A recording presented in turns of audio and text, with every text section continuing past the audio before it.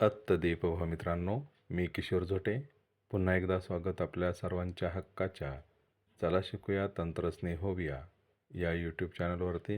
येत्या 5 फेब्रुवारी 2026ला आपल्या जिल्हा परिषदच्या निवडणुका होणार आहेत.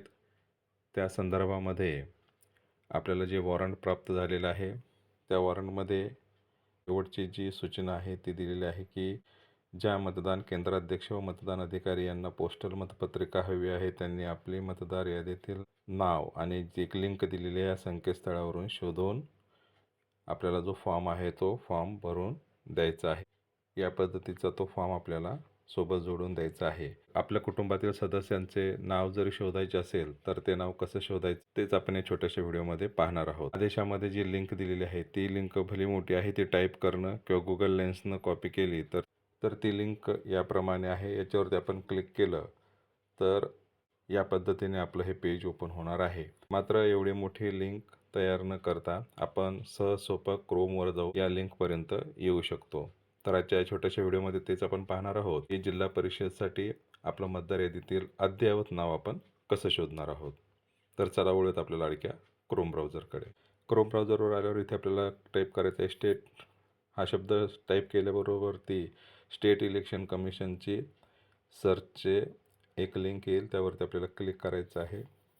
ते सर्च केल्यानंतर state election commission Maharashtra home ही पहिली लिंक आपल्यासमोर येईल, त्याला आपल्याला क्लिक करायचं आहे. इथे क्लिक केल्यानंतर या पद्धतीने आपल्याला पेज दिसणार आहे. उजव्या कोपऱ्यामध्ये ज्या 3 आडव्या रेषा त्याच्यावरती आपल्याला क्लिक करायचं आहे. इथे वेगळे टॅब ओपन होतील. इथे 4 नंबरवरतीही वोटर नावाचे टॅब आहे. त्याला क्लिक केल्यानंतर 2 त्याच्यातलं पुन्हा सब टॅब ओपन होतील. त्यात पहिले आहे सर्च इन वोटर लिस्ट, यावरती आपल्याला क्लिक करायचं आहे. इथे क्लिक केल्यानंतर 3 टॅब पुन्हा ओपन होतील. तर सगळ्यात पहिली जी आहे लोकल बॉडी वोटर लिस्ट, यावरती आपल्याला क्लिक करायचं आहे. आपले जे इलेक्शन आहे ते लोकल बॉडीचे आहेत. इथे क्लिक केल्यानंतर अशी पॉपअप विंडो येईल की आपल्याला एक्सटर्नल वेबसाईटवरती ते घेऊन जाणार आहे. तर निळ्यामध्ये जे दिलेलं आहे गो टू वेबसाईट, यावरती आपल्याला क्लिक करायचं आहे. इथे क्लिक केल्यानंतर या पद्धतीने पेज आपल्यासमोर येईल. इथे आपल्याला स्क्रॉल करायचं आहे आणि पांढऱ्यामध्ये जे 2 नंबरची टॅब दिली आहे search name in voter list, यावरती आपल्याला क्लिक करायचं आहे. आणि सुरुवातीला जे आपण लिंकद्वारे इथे आलो होतो ते पेज आता इथे आपल्यासमोर आलेलं आहे. आणि इथे आपण 2 पद्धतीने आपले नावं शोधू शकतो. एक तर नावाने किंवा आपल्या एपिक नंबरने, म्हणजे मतदान कार्डच्या नंबरवरतो. त्या पद्धतीने आपल्याला नाव शोधायचं आहे. त्यावरती आपण नाव इथे क्लिक करून घेणार आहोत. नावाप्रमाणे शोधण्यासाठी इथे आपण क्लिक केलेलं आहे त्या गोलला.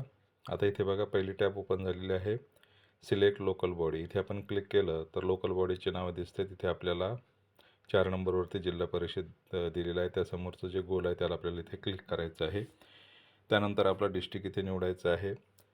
त्यानंतर इथे आपल्याला क्लिक केल्यानंतर तिथली जी लोकल बॉडी असेल ती दिसेल इथे. त्यानंतर इथे आपल्याला आपलं नाव टाकायचं आहे. शक्यतोवर पूर्ण नाव टाकावं म्हणजे शोधायला सोपं जाईल. त्यानंतर इथे डाव्या हाताकडे हिरवी जी टॅब आहे सर्च, त्यावरती आपल्याला क्लिक करायचं आहे. थोडा वेळ घेईल. त्यानंतर इथे आपलं नाव सर्च झालेलं आहे. ते आपल्याला पूर्ण दिसणार नाही, त्यामुळे आपल्याकडे क्रोमवरती जे आहे वरती उजव्या कोपऱ्यामध्ये सगळ्यात वर 3 डॉट, त्या उभे 3 डॉट, त्यावरती आपल्याला क्लिक करायचं आहे. आणि आपली जी साईट आहे ती डेस्कटॉप साईट करून घ्यायची आहे. पॉपअप मेसेज येईल, त्याला कंटिन्यू असं करायचं आहे. आणि या पद्धतीने इथे आपल्याला हे नाव दिसणार आहे. करून आपण सगळी माहिती घेऊ शकतो. त्यानंतर इकडे डाव्या कोपऱ्याकडे फॅमिली हा शब्द इथे आपल्याला निळ्यामध्ये दिसेल, त्याला आपल्याला क्लिक करायचं आहे.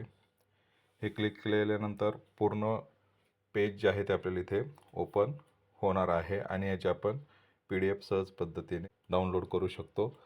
तर पुन्हा एकदा वरती उजव्या हाताकडे वरती कोपऱ्यामध्ये क्रोमचे जे 3 उभे डॉट आहेत त्याला इथे क्लिक करायचं आहे. त्यानंतर इथे जर आपल्याला प्रिंट ऑप्शन दिसलं तर ठीक, जर प्रिंट ऑप्शन दिसलं नाही तर इथे शेअर हे जे ऑप्शन आहे त्यावरती आपल्याला इथे क्लिक करायचं आहे.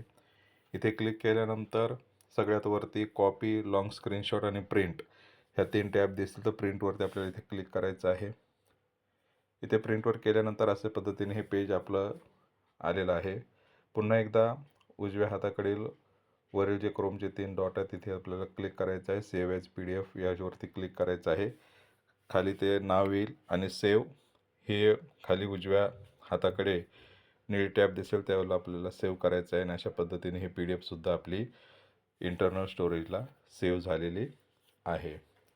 अशाच पद्धतीने आपण जर आपल्याकडे मतदान कार्ड असेल, एपिक नंबर असेल तर त्या गोलला आपण क्लिक करून त्या पद्धतीने सुद्धा नाव शोधू शकतो. आपला जिल्हा परिषदचा मताधिकारसाठी बॅलेट पेपरसाठी ही माहिती त्या फॉर्मवरती लिहू शकतो. त्याच पद्धतीने कुटुंबातील इतर आपले जे सदस्य असतील त्यांचे सुद्धा अद्ययावत नावं मतदार यादीतले आपण सहज पद्धतीने शोधू शकतो. तर या छोट्याशा व्हिडिओमध्ये एवढंच. भेटूयात पुन्हा नवीन व्हिडिओमध्ये. तोपर्यंत जय तंत्रज्ञान.